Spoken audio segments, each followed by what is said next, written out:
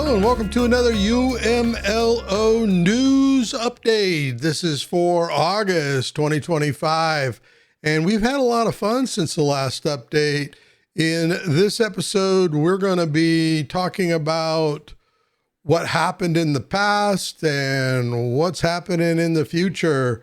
So we've covered and focused on in the past month MDG Technologies. So I want to say a mini series on MDG Technologies. We developed a very simple MDG technology, and that was done in over a couple of parts.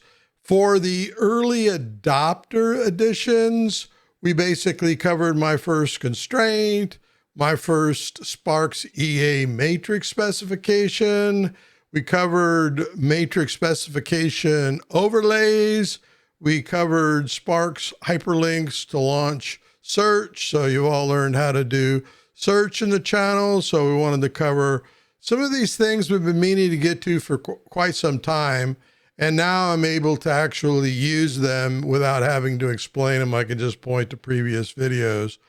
Another thing that we covered that I've been trying to get to since the May 17 build 1710 release, but each month they were coming out with another build, which we usually spend between 2 to 5 weeks testing, depending on how many things changed in a release. So we did a video on Sparx version 17.1, and since 17.1, starting with build 1710 came out in May, we've had build 1711, 1712, and then just this month in August, around August 5th, or was it August 8th? I can't remember, that we got build 1713. And we've seen a lot of advances in Sparx in just the past few months. And the most build releases that I've seen out of Sparx this close together, I can't remember how fast they've been coming out in the past, but hats off to Sparx. Keeping the builds, the fixes, the updates, their releases. It's very exciting. So thank you, Sparx, for that one. And then what else did we do? Oh, we got into versioning, thanks to a few subscribers asking about versioning Sparx with version control systems like Subversion or SVN.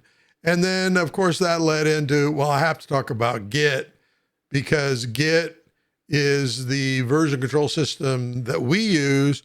We don't necessarily use Git or integrate it with Sparx to take advantage of the project version control capabilities or even the package version control capabilities. Once you set up version control for your project, you don't have to, it's optional. You just check this box. But we went over both Subversion, which we do use the integration within Sparx for version control, and then Git, where we really don't. We use our IDEs and other Git tooling. So that was a very important subject for us to talk on. So been a very busy month, and we look forward to what's going to be coming in the future. We're trying to get to a few things.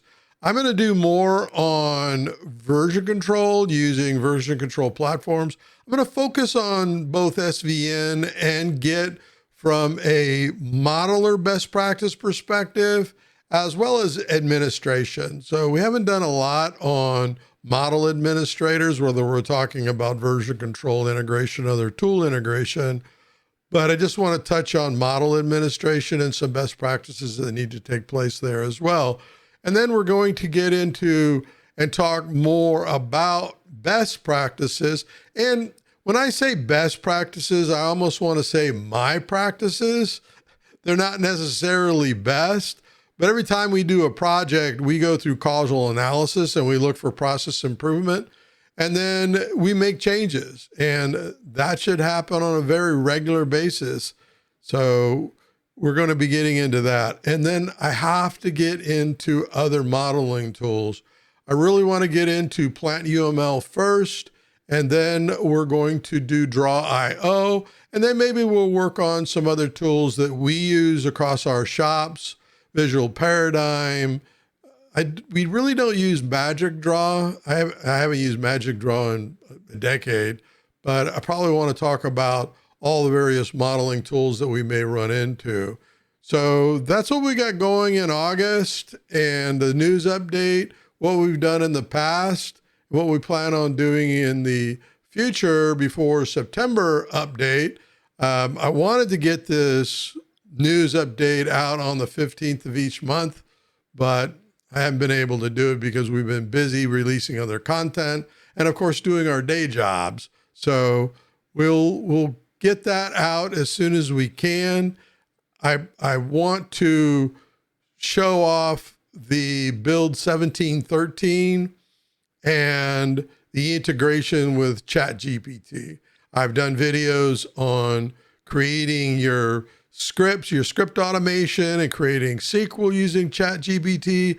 Very powerful. I've given you all the warning signs as far as taking care of and securing your intelligence. So we want to get into that as well, because when we get into Plant UML, ChatGPT does a really good job of you putting in your requirements and it generating models for you in Plant UML.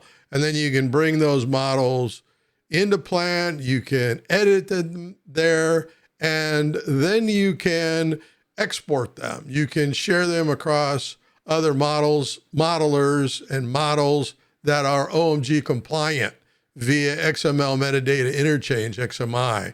So we got a lot to cover in September and even October, really the rest of 2025. So I really look forward to getting into that with you. So until that next episode, which is going to be on version control best practices, we want to get into that. We have some early adopter topics that we're going to get into. But until we get to those, happy modeling.